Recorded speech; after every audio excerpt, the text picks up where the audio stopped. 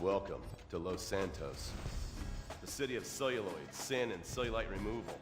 From dead starlets in Vinewood, to the gangbangers in Davis and Strawberry, and terracels in Chumash, to the drunken tourists in Del Perro Pier.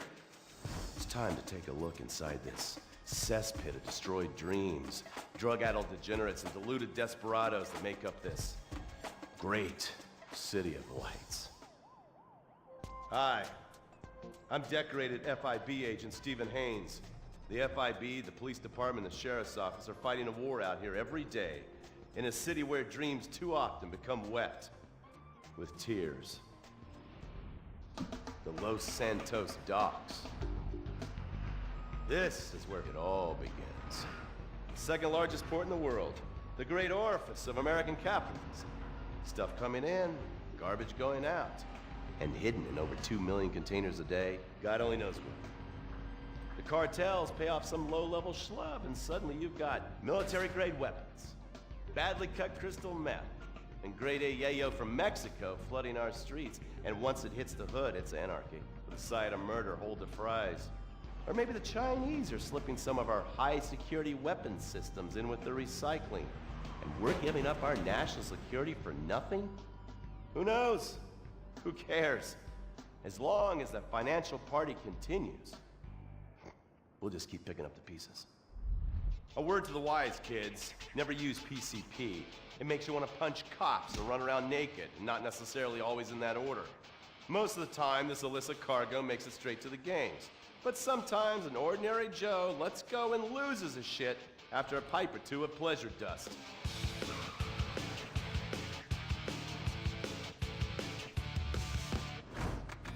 Vagos, bloodthirsty Chicanos with a predilection for pain, papaya juice, and spicy plantains. They're one of the largest Mexican street gangs in the city, with rumored connections to several major mafias. While half the battle out here is fought with guns, the other half is with informants. Sometimes you need to become the bad guys to bust the bad guys. All right, guys, let's go. When the ballas and the families aren't shooting each other, they're selling the dope that the junkies are shooting into their veins. The families love sports almost as much as they love banging. Flashy, arrogant, competitive, and aggressive, they are lifelong bitter enemies of the ballas.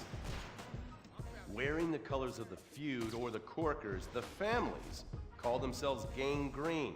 Of course, like all families, they love a good squabble. Subdivided into sets, such as the Chamberlain Gangsters and the Carson Avenue set, it turns out the families love shooting each other almost as much as they love shooting ballas. Now, the LSPD have had many run-ins with various family sets over the years. With the ballas, the FIB take a more community outreach approach. Hey guys, stay out of trouble now. Suck my Steve Haynes. Now, the ballas fly the colors of the Los Santos Panic, or the Boers, purple, because they are the bruise on the face of this city.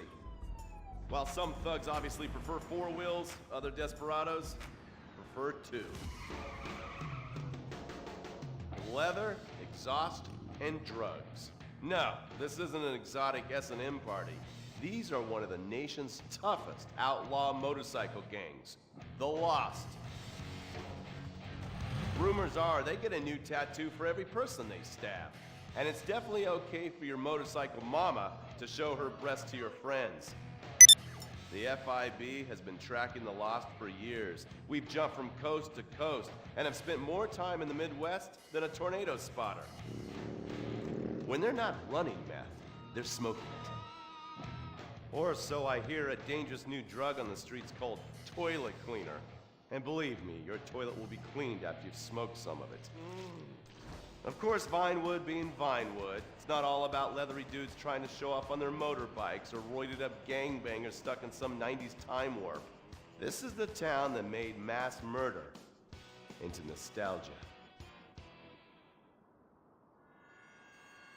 Of course, to become truly popular, your murder has to be both unsolved and gruesome. In a town full of alien spotters, adults dressed as zombies, and entertainers dressed as cartoon characters, it takes something particularly awful to really catch people's attention.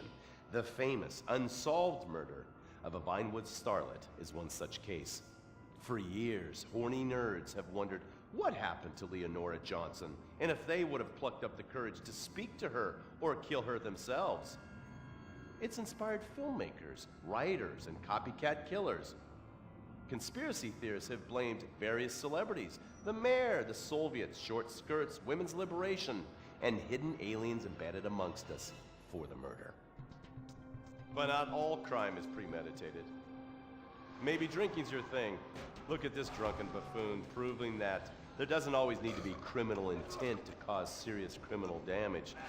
Or maybe you're just an overprivileged poppycock, living on daddy's pension and protesting about the unfairness of capitalism. Maybe stock market manipulation is your bag, or loan sharking, double identity theft, assassination, or even worse, swinging. On our next episode, I, Stephen Haynes, will show you the flashier side of crime in Los Santos. Illegal street racing, cocaine, and vice. Yes, speed, snort, and sex. The alliterative threesome that helped hook America on the underbelly of paradise.